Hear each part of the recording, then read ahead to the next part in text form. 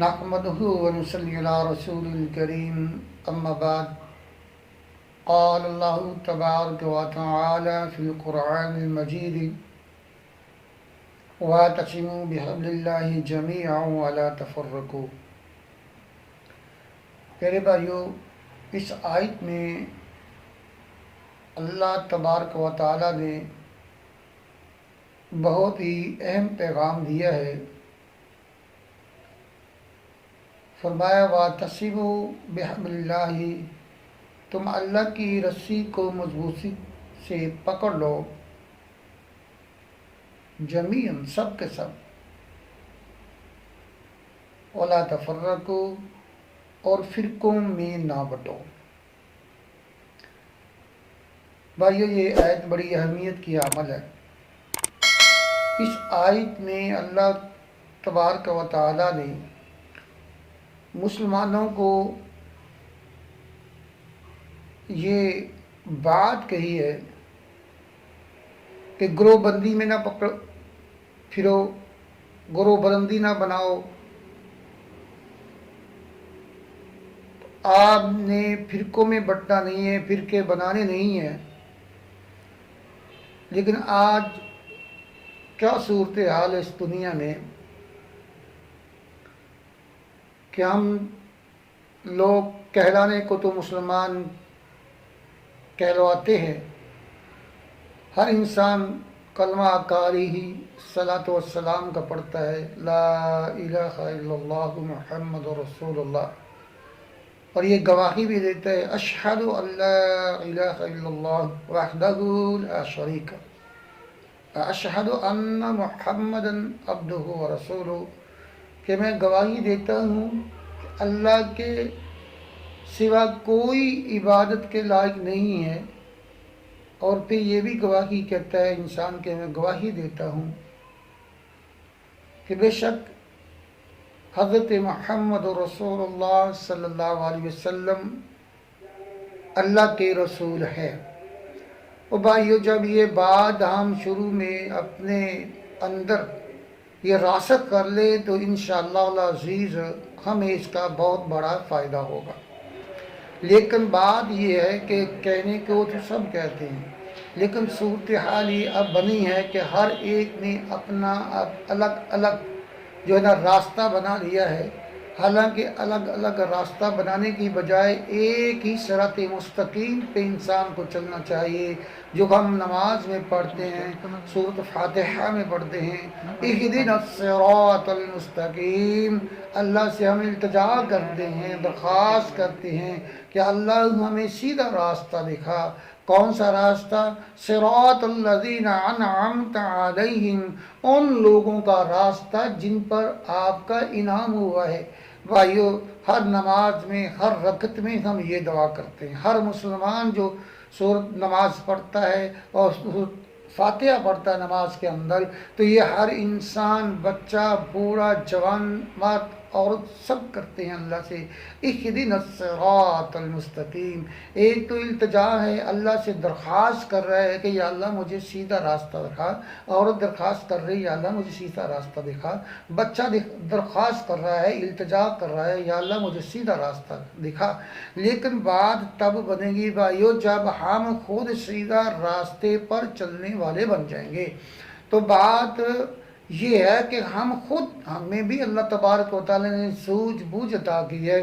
دنیا کے معاملات میں اگر کوئی انسان کسی سے راستہ بھول گیا ہے، راستہ پوچھتا ہے تو راستہ بتانے والا بھی اس کی رہنمائی صحیح کرے، تو راستہ صحیح بتا دے تو انشاءاللہ وہ منزل مقصود تک پہنچ جائے گا۔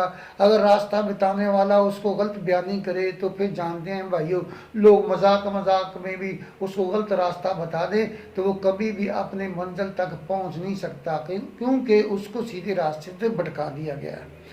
تو بھائیو، سیدھا راستہ جو ہے نا، اگر ہم کسی کی ہمدردی کرنا چاہتے ہیں کسی سے انسانیت کے ناطے، تو اس کو جب بھی آپ سے کوئی مسافر راستہ بھول جائے یا کوئی اپنا کسی کو ڈھونڈ رہا ہے، اس کا گھر تلاش کر رہا ہے، تو آپ اس کو صحیح اس کے گھر کی نشاندہی کریں گے تو وہ انسان آپ کو دعائیں بھی دے گا، آپ کے حق میں دعا کرے گا، اور وہ خوش بھی ہوگا کہ اس بندے نے میرے ساتھ نیکی کی ہے اور مجھے سیدھا راستہ بتایا، میں ان ٹائم اس جگہ پہ پہنچ گیا ہوں۔ بھائیو، بات یہ ہے کہ آقا علیہ الصلوۃ والسلام تک جتنے انبیاء کرام اس دنیا میں آئے ہیں، تمام انبیاء کرام نے سب لوگوں کو، مسلمانوں کو، دنیا والوں کو یہی پیغام پہنچایا ہے۔ بھائیو، دنیا کے راستے سب ٹیڑھے ہیں، سیدھا راستہ ایک ہی راستہ ہے جو اللہ نے بتایا ہے، اور وہ جنت کی طرف لے کے جا رہا ہے۔ اور ہر مسلمان کی منزل جو ہے اللہ کی رضا ہے اور اللہ کی خوشنودی ہے، اور اس کا جنت کی اس کی منزل ہے۔ بھائیو، جب ہم جنت والے راستے پر نہیں چلیں گے، جنت والا راستہ ہم چھوڑ کر کسی اور راستے پہ بھٹکیں گے، تو صاف ظاہر ہے دوسرا راستہ جو جہنم کی طرف جا رہا ہے، پھر اگر ہم اس راستے پر چلے تو پھر جہنم کی طرف ہی جب جائیں گے، جنت کی طرف انسان نہیں جا سکتا۔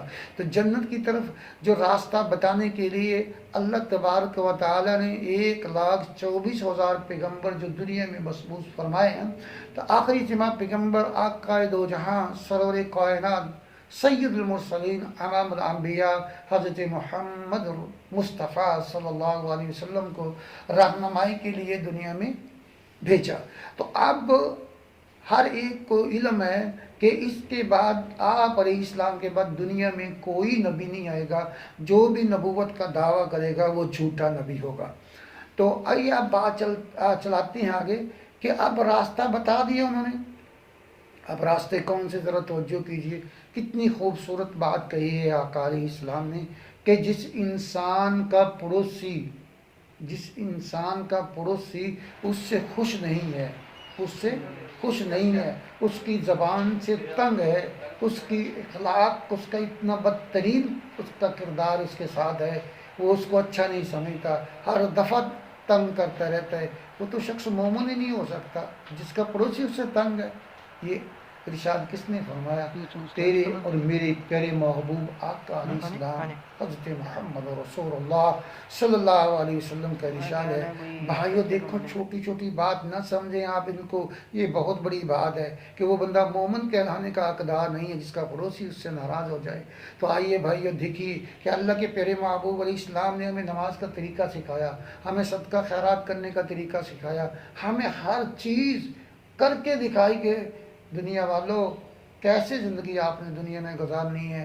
تو اب ہم دیکھتے ہیں، اب سب سے پہلی جو بات میں کرنا چاہ رہا ہوں، بلا تفریق سوچیں، بلا تفریق سمجھیں اس بات کو۔ سب سے پہلی بات یہ ہے کہ ہم دن میں 5 مرتبہ نماز ادا کرتے ہیں جس کا حکم ہمیں اللہ کریم نے دیا ہے۔ تو آئیے دیکھیے کیا ہماری نماز اس طرح پڑھتے ہیں جس طرح آقا علیہ السلام نے ہمیں نماز پڑھنے کا حکم دیا ہے؟ بھائیو سب سے پہلے اس کی طرف توجہ دیں۔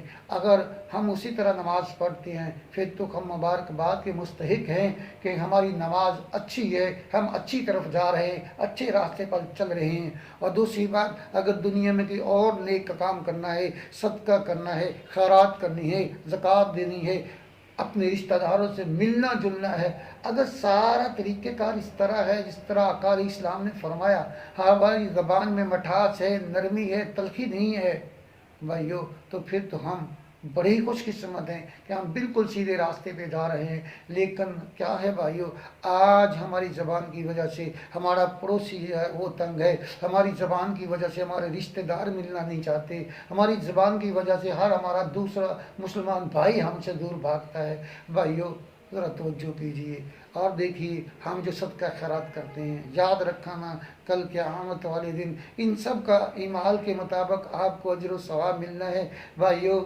خالصتاً مخلصین لہ الدین، ایسے ہو جاؤ، خالص دین والے بن جاؤ۔ بھائیو صرف اور صرف آپ اپنی زندگی کو دیکھیے، سامنے رکھیے، رات کے وقت جب لیٹ جائے بستر پر سوچیے کہ سارا دن ہم نے کتنی نمازیں ہم نے وقت پر پڑھی ہیں، کتنی نمازیں ہم نے غیر وقت میں پڑھی ہیں، اور کتنی نمازیں ہم نے مرضی سے پڑھی ہیں۔ بھائیو خدا را سوچیے، اللہ کے پیارے محبوب سے اگر محبت کرتے ہو نا، تو اللہ کے پیارے محبوب علیہ الصلوۃ والسلام کی محبت کا معیار پتہ کیا؟ دنیا میں آپ کسی سے محبت کرتے ہیں نا، ہم اس کی ہر بات مان لیں، نہیں جی یہ مجھ سے بہت محبت کرتا ہے، مجھے بہت پیار ہے، اس کی میں ہر بات مان۔ بھائیو یہی اپنا پیار دل میں بڑھائیے کہ ہم آقا علیہ السلام سے محبت کرتے ہیں، اور جو محبت ہے نا وہ ظاہر ہونی چاہیے۔ اللہ پاک سے دعا ہے اللہ پاک ہمیں آقا علیہ الصلوۃ والسلام کے بتائے ہوئے طریقے کے مطابق زندگی بسر کرنے والا بنائے۔ السلام علیکم ورحمۃ اللہ۔